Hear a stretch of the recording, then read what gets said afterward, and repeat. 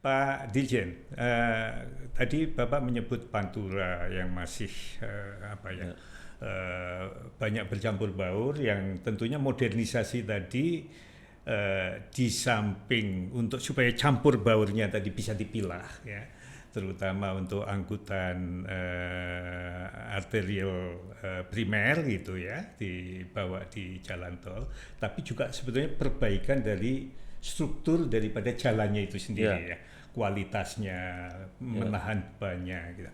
Nah, kalau kita melihat dari aspek evolusi ini, dulu kalau kita potret Pak, 2 abad yang lalu kan kita ya, pernah yang kita kenal itu jalan pos ya waktu itu ya, ya. Jalan pos yang dibangun dari Anyel ke Panarukan, dan tentunya itu jaringan yang rasanya sebagian mungkin Pantura tadi lah gitu ya, betul. Pantura tadi. Dan kalau kita melihat dari teknik jalannya ya memang pada saat itu memang jalan-jalan yang lain relatif pada saat cuacanya nggak baik itu mengganggu logistik lah ya pada waktu Ya, itu juga lah gitu ya.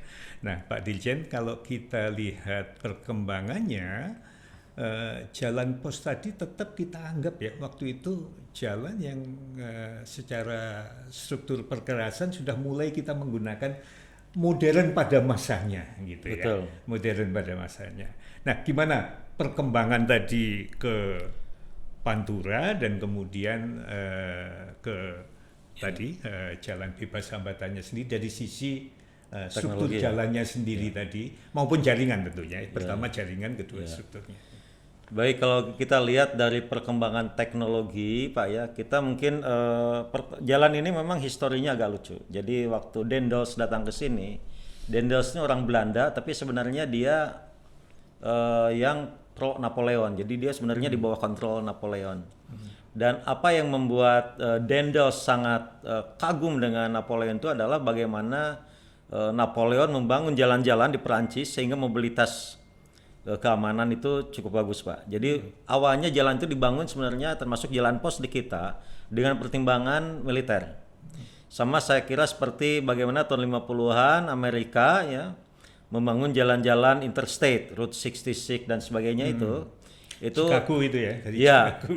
itu dulu awalnya adalah berpikir ini kalau Amerika diserang gimana mobilitas pasukan agar Iya. cepat. Tapi ternyata Pak, dampak ekonominya yang luar biasa. Jadi dengan adanya jalan itu Amerika berkembang dengan cepat. Itu sebenarnya second thought. Itu bukan tujuan awalnya sebenarnya. Dan itu termasuk dikatakan bahwa pembangunan interstate waktu itu adalah investasi the best investment, Pak. Jalan in the world katanya begitu karena saking dampak ekonominya luar biasa. Jadi di Jawa juga sama ya. Awalnya untuk militer tapi ternyata itulah yang kemudian menjadi kenapa sekarang Pantura tumpuan ekonomi kita ya karena yang kita bangun adalah Trans Jawa di utara kan gitu. Jadi disitulah pusat-pusat kegiatan ekonomi yang jejak sejarahnya itu kita rasakan sampai sekarang. Sekarang ini kita seperti kapal timpang kan Jawa itu. Jadi kapal timpang ini kalau saya bicara jaringan kan, itu sebabnya saya kira waktu dulu zaman Pak Hermanto Dardak itu sudah lebih dari memadai kita punya konsep tol Trans Jawa. Ya karena itu memang koridor Pantura. Tapi kita melihat sekarang Lebaran semuanya bertumpu di utara. Jadi sekarang konsep trans tol ini kita akan geser kepada toll grid ya. Jadi kita mulai sekarang bukan trans tapi kita membuat grid. Jadi kita memperbaiki meningkatkan aksesibilitas untuk seluruh Jawa ya dan kita sudah membangun Pansela yang luar biasa di selatan. Problemnya adalah connect dengan tengah dan utaranya. Jadi sebabnya sekarang kita mulai Jogja Solo misalnya, kemudian Jogja Bawen atau Gede Bage, Tasik, Cilacap. Itu adalah kita mengembangkan, mentransformasi konsep trans ke konsep toll grid karena memang kebutuhannya sudah berubah. Kita membutuhkan yang lebih memberikan aksesibilitas karena demand-nya seperti itu. Termasuk juga Serang Panimbang. Itu adalah bagaimana dari utara kita akses tengah, akses ke selatan. Jadi kalau sekarang Sumatera misalnya kita masih konsepnya trans karena memang kebutuhannya begitu, tapi suatu saat kita pasti akan geser ke grid juga. Iya.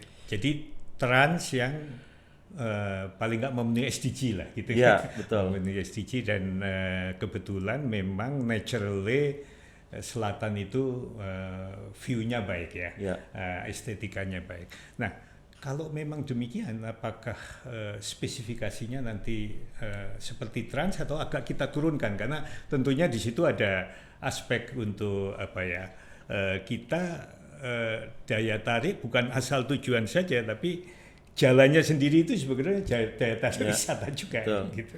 Jadi ada beberapa konsep tol yang kita memang terapkan konsep scenic road ya, seperti di Pansela itu kan scenic road. Tapi ada tol juga kita terapkan, misalnya tol yang sedang kita rencanakan bangun dari mana itu tebing tinggi ke arah Parapat.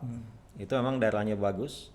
Itu juga akan menjadi, kita akan memperhatikan konsep scenic road. Jadi pemandangannya harus bagus, penataannya juga harus bagus. Karena tol sendiri, perjalanan itu sendiri menjadi suatu daya tarik gitu. Demikian juga nanti Getaci dan sampai taraf tertentu Cisundawu juga akan memiliki potensi menjadi scenic road. Nah, saya melanjutkan. Scenic road ya. Ya, saya melanjutkan tadi masalah perkembangan teknologi. Tentu saja saya kira dulu saya diajari Pak Hermanto mengenai ekonomi jalan raya ya, bahwa suatu jalan itu secara sistem, artinya sistem itu komponen utamanya dua, yaitu pengguna jalan dan penyelenggara jalan.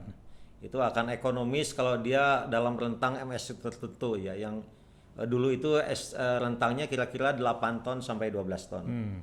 Dan kita saya kira di tahun 80-an sudah memperkenalkan jalur peti kemas ya, karena kebutuhan peti kemas, memang kita menerapkan pada jalur peti kemas MST 10 ton sampai sekarang saya kira.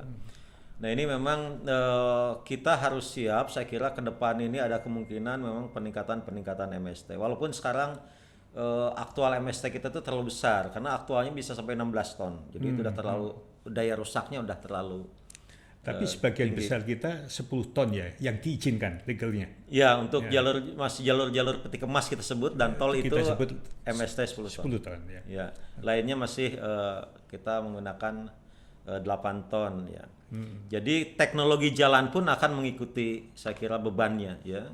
Kalau dulu kita banyak cukup menggunakan apa namanya yang disebut penetrasi makadam sudah cukup memadai gitu ya.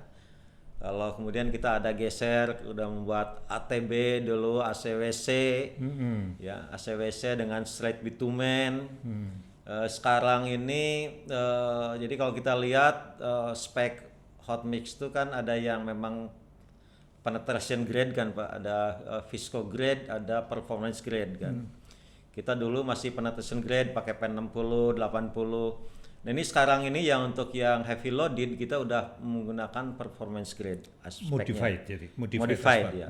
Modified jadi lebih ke apa namanya untuk beban berat. Dan juga saya kira perkembangan teknologi jalan ke depan itu sangat menantang, bukan karena memang ada kecenderungan truk-truk kita itu makin powerful, jadi power to weight ratio-nya makin kuat, yang akibatnya beban-beban muatan sumbu terberatnya ada kecenderungan kita ada pasti tekanan ya.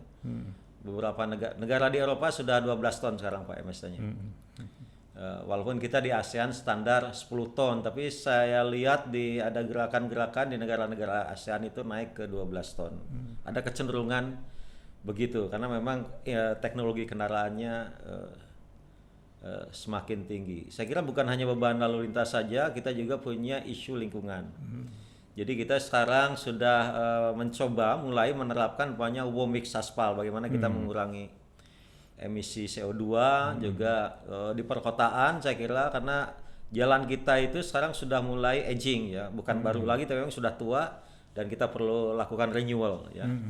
Renewal itu sehingga kita menerapkan teknologi recycling Recycling ya. ya untuk itu. Jadi itu juga terkait saya kira dengan isu-isu lingkungan. Ya, Pak Dirjen, tadi memang 8 ton, 10 ton, 12 ton, dan kita boleh dikatakan tadi 16 ton ya yang di lapangan ya. Mungkin tantangan di situ juga konfigurasi kendaraannya ya. Nah, ini memang nggak mudah-mudah amat juga ya. Ini perlu stakeholdersnya banyak lah intinya ya, komunikasi stakeholders. Tapi bagaimana komitmen yang dulu rasanya ada target ya untuk bagaimana kita betul-betul kita reinforce lah gitu ya, penegakan hukum terhadap sesuatu yang sebetulnya ya tadi Pak Dirjen 10 ton itu sebetulnya kalau konfigurasinya mau ngangkut banyak asal tandemnya ditambah juga nggak apa-apa gitu. Sejauh mana industri trucking ini mendukung tadi? Kita melihat misalnya di Amerika ya, kita memang tadi Pak Dirjen mengilustrasikan Amerika. Dulu kita rasanya mencoba juga ya, dia punya super pave, kita coba super pave dengan dense graded, tapi dengan tambahan-tambahan tertentu ya di dalam modifikasinya tadi. Dan juga di Amerika kita mengenal seperti di Jepang juga. Tokyo, Osaka, Boston, Washington itu memang tulang punggungnya ya jalan ekspres tadi ya, untuk land use itu di situ berkembang untuk mendukung tadi. Nah, pertama tadi aspek konfigurasi tadi bagaimana upaya memadukannya. Kedua, apakah ada konsep-konsep tadi implementasi dari satuan wilayah pengembangan yang dulu ditekankan bahwa intinya jaringan jalan itu mengikat order-order dari satuan wilayah pengembangan tadi, dan perkotaan itu sekarang ini sudah menyumbang sekitar 75% ekonomi nasional. Whatever it is, jaringan jalan tadi di samping mengikat, dia memberikan framework di dalam kota-kota yang memang pusat pertumbuhan ekonomi ya. Gimana Pak Dirjen merespon tadi? Ya, jadi saya kira kita Bina Marga mungkin waktu zaman Pak Hermanto kita pernah membuat model kendaraan multi axle, ya. Dan itu sudah diuji coba di Sumatera Barat cukup bagus. Tapi kembali bahwa ini kan stakeholdernya banyak, jadi memang ada berbagai kepentingan yang harus kita kelola. Jadi ini belum ke arah yang kita inginkan ya. Karena misalnya begini, kita teknologi ban aja di negara lain saya kira truk itu semuanya sudah menggunakan apa yang disebut sebagai ban radial. Kalau kita masih menggunakan ban bias kan istilahnya. Ban bias. Jadi itu juga daya rusaknya jauh lebih tinggi dibanding ban radial. Nah, kita memang Pak masalah dimension overloading itu saya kira sudah ada komitmen, saya kira dari level kabinet presiden sampai ke level menteri untuk diterapkan di akhir 2022 ini. Artinya mulai 2023 kita ingin ini mulai diterapkan, dan tantangannya seperti biasa.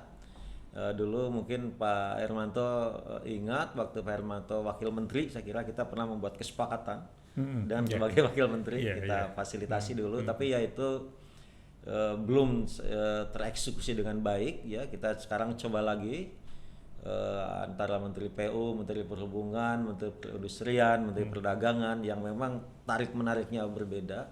Tapi kembali bahwa tujuan dari bagaimana kita menormalkan ya beban ini itu adalah pertama memang karena secara ekonomi jalan raya itu adalah yang paling optimum. Ya. Kalau kita punya overload artinya kita memang user cost turun ya, tapi biaya penyelenggaraan naik.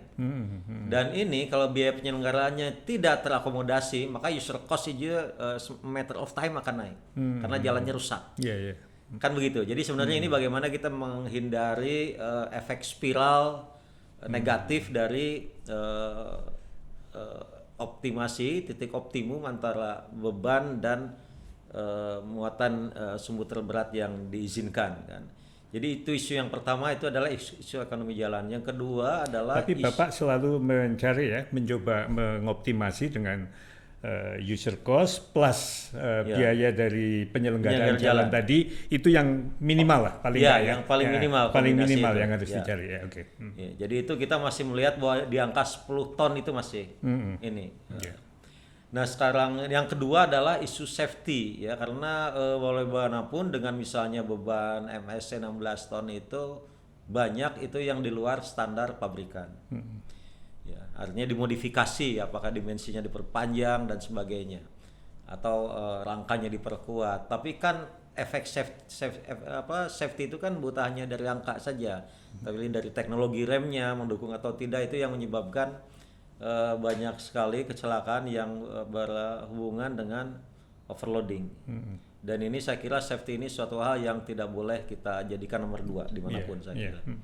Jadi kembali kita ini menormalkan kembali kepada aturan-aturan mengenai overloading ini, ya, agar ada aturan dan kita taat dengan aturan itu. Dan aturan itu dibangun, dikembangkan, ditetapkan berdasarkan pertimbangan ekonomi dan teknis. Itu saya kira kita ingin melihat konsistensi ini, Pak Hermanto. Kemudian mengenai tadi jaringan jalan dengan wilayah, memang jalan ini adalah pembentuk struktur ruang, saya kira Pak Hermanto hafal betul ya. Dan ini sebenarnya yang kita harapkan, kita dorong sekarang. Misalnya kita melihat dari sejarah Jakarta Cikampek.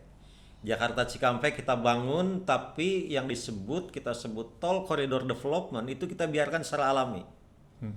Ya, itu butuh waktu kan untuk berkembang sampai sekarang Jakarta Cikampek seperti sekarang gitu.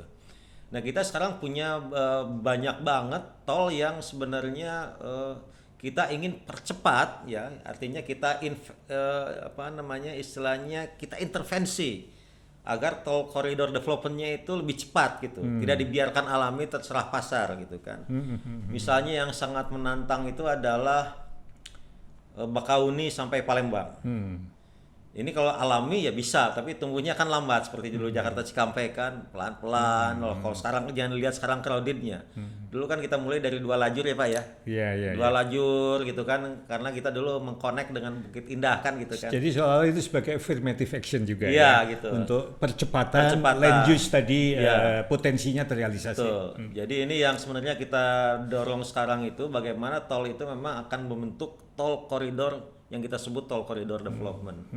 Jadi itu industri pusat-pusat kegiatan ekonomi sepanjang jaringan jalan tol kita, dan kita sudah bangun dan kita dorong terus Pemda untuk bagaimana memanfaatkan jalan tol ini sehingga jalan tol ini nendang secara ekonomi.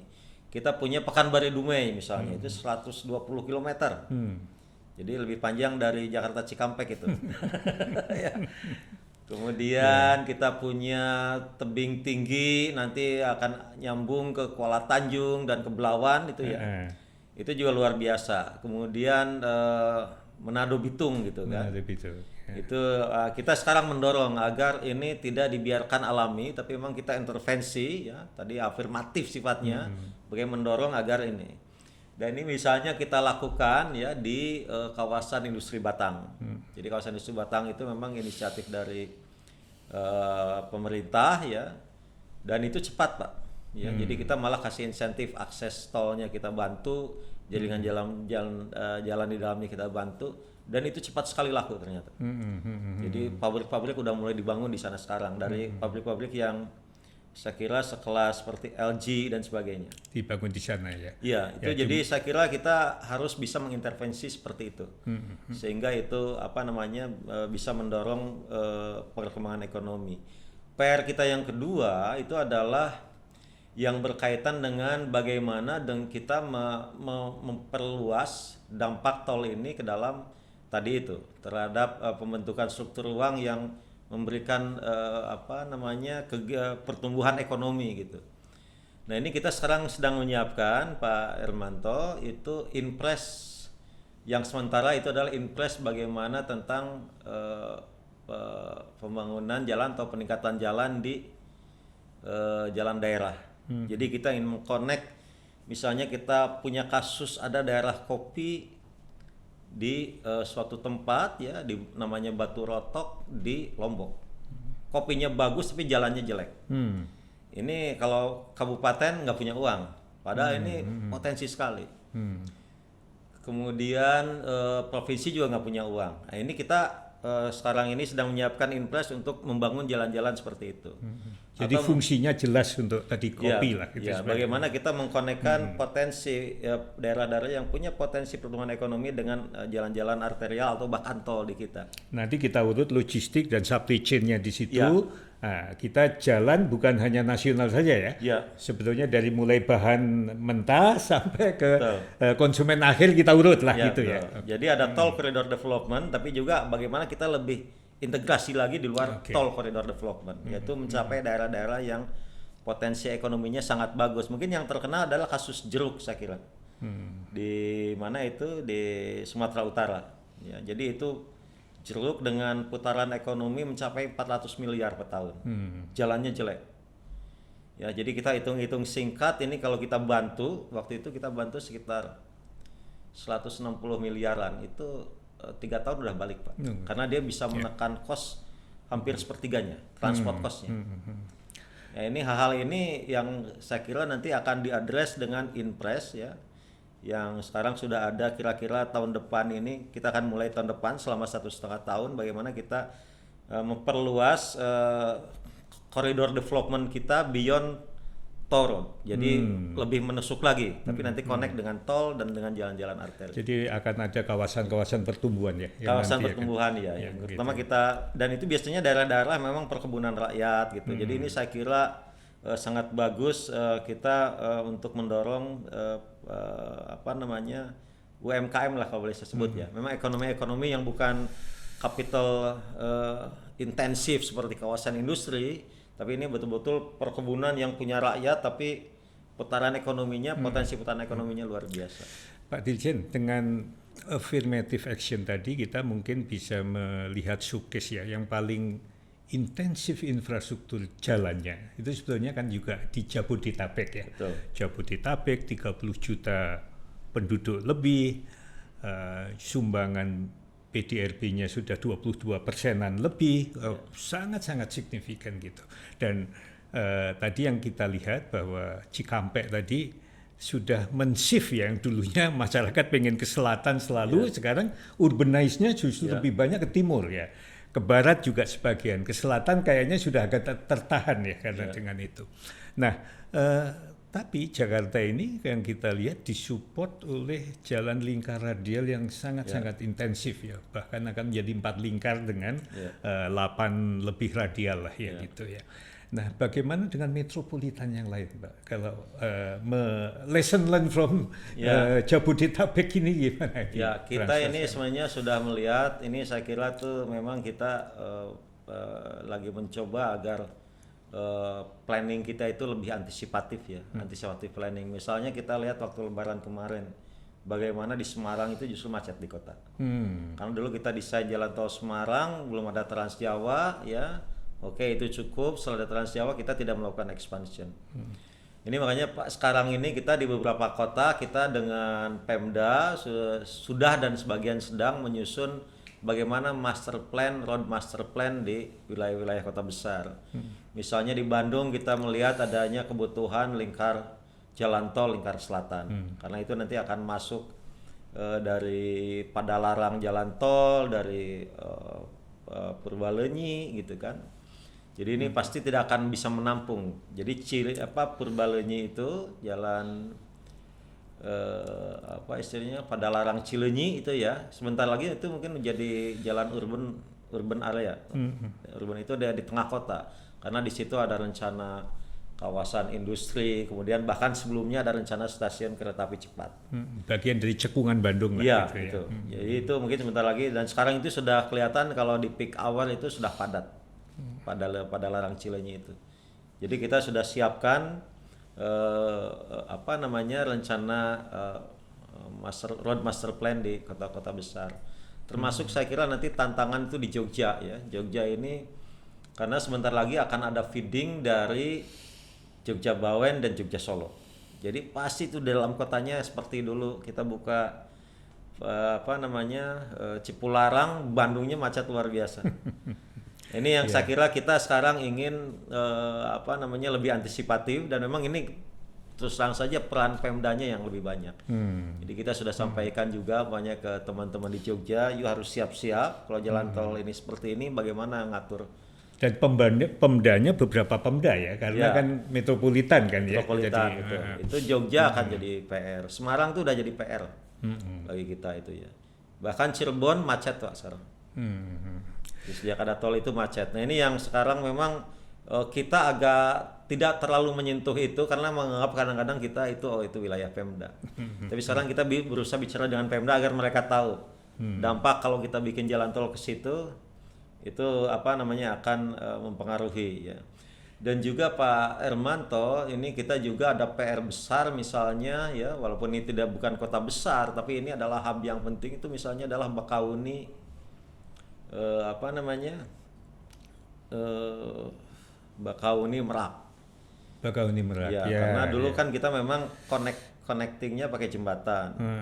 Tapi karena berbagai pertimbangan seperti biaya dan teknis, akhirnya pakai laut kan. Tapi kembali bahwa ini kita bisa feeding dari tol yang luar biasa.